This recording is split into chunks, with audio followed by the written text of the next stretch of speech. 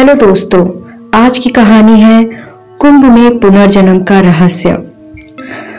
हर 12 साल में कुंभ का मेला सिर्फ आस्था का ही नहीं बल्कि अद्भुत रहस्यों का भी गवाह बनता है। इस बार के कुंभ मेले में भीड़ के बीच एक अघोरी बाबा ने शौर्य नामक युवक को रोककर कहा, कौन है तू? तू कहीं वही तो नहीं? लड़के ने कहा, जी मेरा नाम शौर्य है, मैं मथुरा से आया हूं। अघोरी बाबा हंसे, शौर्य नहीं है तू श्याम है, श्याम, मैं तुझे पहचान गया। यह सुनते ही शौर्य ठिठक गया। उसकी आंखों में अनगिनत सवाल थे। उसने बाबा से कहा, नहीं बाबा, आपको कोई गलत फहमी हुई है। मेरा नाम शौर्य है और मैं मथुरा का रहने वाला हूं। बाबा ने उसकी तरफ गहरी निगाहों से देखा, जैसे कुछ टटोल रहे हों। फिर उन्होंने कहा, नहीं बेटा, तू शौर्य आज के जन्म में है, पर पुनर्जन्म में तेरा नाम श्याम था। श्याम जो कि अद्भुत व्यक्तित्व का व्यक्ति था। फिर बाबा ने उसे उसके पिछले जन्म की कहानी सुनाई। दरअसल शौर्य एक 28 वर्षीय युवक था जो अपनी मां के साथ मथुरा से कुंभ के मेले में घूमने आया था। वह एक सामान्य जीवन जी रहा था, लेकिन उसे बचपन से ही अजीब अजीब सपने आते थे। कभी सपनों में वह नदी किनारे किसी का इंतजार कर रहा होता था, तो कभी वह किसी पर नाराजगी जता रहा होता था। कोई व्यक्ति उससे भाग रहा होता था, लेकिन वह कभी उस व्यक्ति का चेहरा नहीं देख पाता था। चेहरा जैसे ही सामने आने वाला होता था, हमेशा शौर्य का सपना टूट जाता था। आज मेले की भीड़ में अचानक अघोरी बाबा ने जब उसे घूरते हुए रोक लिया, तो मानो उनकी आंखों में एक अजीब सी चमक थी। अघोरी बाबा ने कहा, तू शौर्य नहीं, श्याम है। शौर्य ने कहा, आप कौन हैं और ये क्या कह रहे हैं? मेरा नाम शौर्य है, मैं मथुरा से आया हूँ। अघोरी बाबा ने कहा, तू मुझे नहीं पहचान सकता, लेकिन मैं तुझे पिछले जन्म से जानता हूँ। अघोरी बाबा ने शौर्य को एकांत में बिठाकर उसे उसके पिछले जन्म की कहानी बतानी शुरू की। अघोरी बाबा ने कहा, 30 साल पहले तू श्याम था, एक साधारण लड़का। तू इस जगह पर मेरे ही साथ रहता था। तू एक तपस्वी की तरह रहता था, सारे मोह माया से दूर, एक जटिल तपस्वी। तुझे गंगा के किनारे तपस्या करने का बड़ा शौक था। सुबह शाम तू गंगा मैया की सेवा में लगा रहता था, लेकिन तेरा जीवन कभी शांत नहीं रहा पुत्र। शौर्य ने गंभीर स्वर में पूछा, क्या हुआ था बाबा? अघोरी ने कहा, तेरी मृत्यु हुई थी, लेकिन वह कोई सामान्य मृत्यु नहीं थी। तुझे इसी कुंभ के मेले में किसी अपने ने धोखा दिया था। तेरे सबसे करीबी दोस्त ने तुझे यही संगम नदी में ढकेल दिया था, क्योंकि वह तेरी सारी संपत्ति हड़पना चाहता था। वह तेरे सारे अधिकार तुझसे छीनना चाहता था।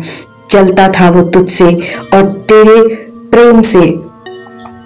तूने मुझसे मदद मांगी थी, लेकिन मैं उस वक्त पुत्र तेरी मदद के लिए पहुंच न सका।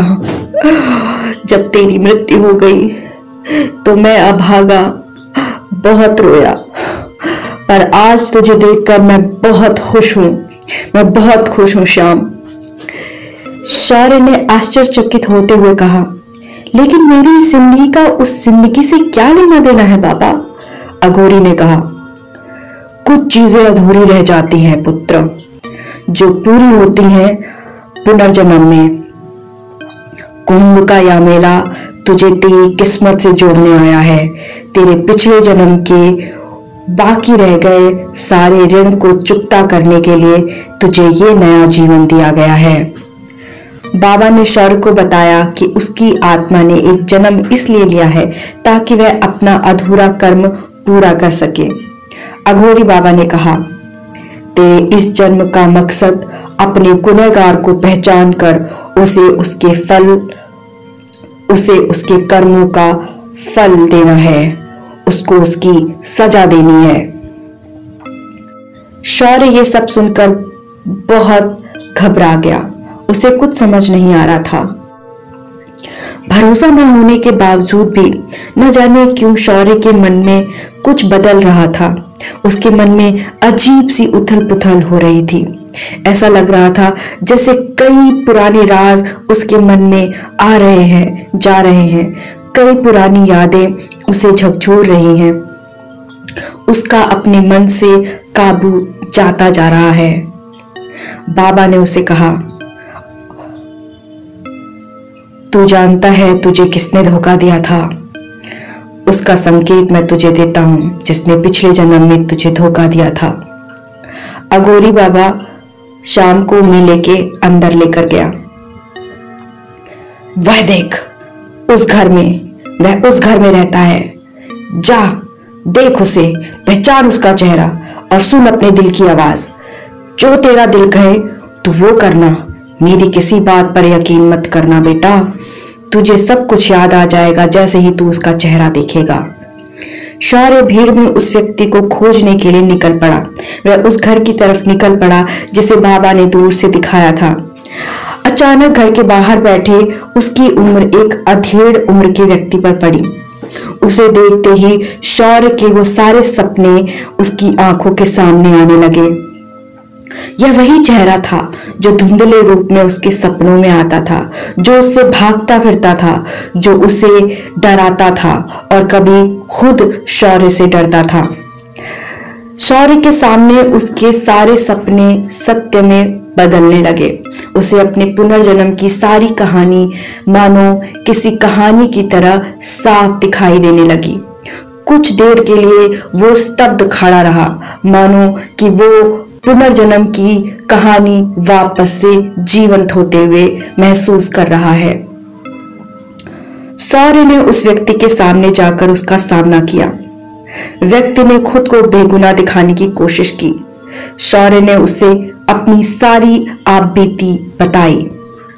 शौर्य ने उसे तीखी निगाहों और बाबा के शब्दों से उसे कबूलने के लिए मजबूर कर दिया। उस व्यक्ति ने कहा, हाँ, मैंने ही तुझे मारा था। मुझे लालच ने अंधा कर दिया था।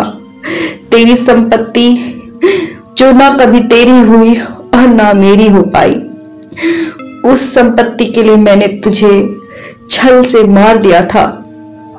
मुझे क्षमा कर दे, मुझे माफ कर दे। मुझे मेरे कर्मों की सजा मिल चुकी है। देख, मुझे कितनी भयंकर बीमारी हो चुकी है। वह व्यक्ति कोढ़ नामक बीमारी से पीड़ित था। उसकी हालत देख शौर्य को उस पर दया आ गई और उसने उसे उसी हालत में छोड़कर वहां से चला जाना ही बेहतर समझा। आगे रास्ते में उसे साधु मिला और उसने शौर्य से कहा कि तुमने उसे माफ कर दिया, यही सबसे अच्छा न्याय है। तुम अब खुशी खुशी अपने घर वापस जाओ। मेरा आशीर्वाद तुम्हारे साथ है।